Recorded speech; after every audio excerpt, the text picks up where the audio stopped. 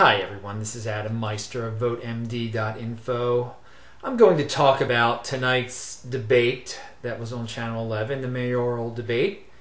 And I'm also going to first mention that many of you have noticed that I've been trying to get different mayoral candidates to answer a question if they support Joan Pratt, the comptroller, if they support her 21 years of doing nothing.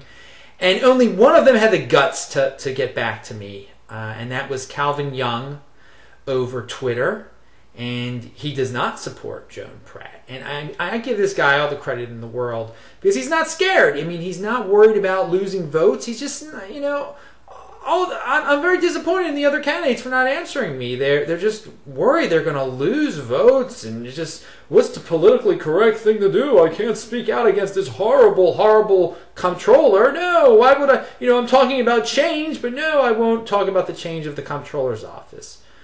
So there's my little rant on that. Maybe they'll answer me. Mosby and Embry, Stokes, and Warnock have not answered. Connor Meek, who is running for city council president as a Green Party candidate, he confronted Jack Young and comptroller Joan Pratt at the taxpayer meeting tonight. And tonight was April 12th, by the way, 2016. And Jack, you should watch the video. I'll give a link to it. Jack Young, totally basically ignores him, just tries to get him, Connor, to stop talking. It's typical, you know.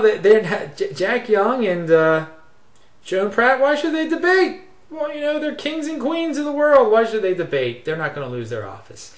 Anyway, speaking of the debate, this is what you're here to listen to. What I think about tonight's debate. What I thought about what I saw tonight. Anyway, it was an important debate. It was the last debate that's going to be on TV, and it was on Channel 11, which is a big station. It was on at 7 p.m. on a weeknight, on a Tuesday night. So a lot of people were watching. You know, we talk about people doing Twitter, people making YouTube videos. Hardly anyone sees that. This, a lot of people saw. And when I mean a lot of people who are over 50 years old. And that's the crowd that votes in Baltimore City. Unfortunately, the young people don't vote. Anyway, or they don't vote very much. Stokes came out looking the best, okay? He did what he had to do, in other words. I mean, he was all preacher style and everything, but his style works. I mean, he's trying to take away votes from Pew and from Dixon. He's trying to get some black votes there, but he's trying to get votes from all over the place. And so he's talking about the economy too, and you know, he talks a good game. I mean, if you did a fact check on some of the things he said, like that the Baltimore economy is in great shape, that's BS. I mean, that's not true. You're talking about, it's true, Baltimore has a good, rating agent. The rating agencies rate it well. That means Baltimore can borrow more money. Baltimore doesn't need to borrow more money, okay? Baltimore needs to keep track of what it has. It's like, should a poor person, is it great that they can just go into debt even more? No, it's not good at all. But whatever. Mosby and Embry, they come to mind next. They both had some nice attacks on the mainstream candidates, I guess, on Pew and Dixon, whether they be direct or indirect. They had some good lines if you're paying attention. And Embry is a very good speaker because she's a lawyer. She's a good. I'd want her defending me, I guess. She speaks very well. But Mosby, the way he speaks, he says things at the right time. Like his closing was really good. Check out my website. Now Warnock is he's not a good speaker. I mean maybe he is, but he's got himself so freaked out about offending black people that he can't say anything. I mean, he can't offend. He doesn't want to offend anyone.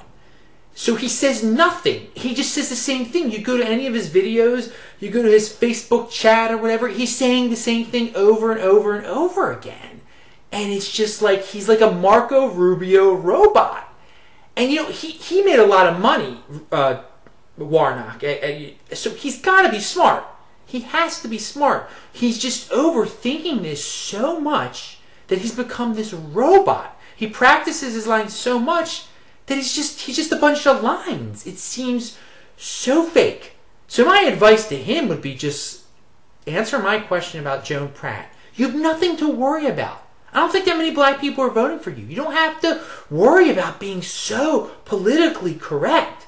I mean, and you could tell this is what it is. I mean, it's embarrassing almost. So say something about Joan Pratt. You say you know a lot about finances, and you do. You know she's doing a horrible job. Don't be afraid. Say something that matters. Instead of talking about your truck and these gimmicks and like saying the same thing over and over again, dude.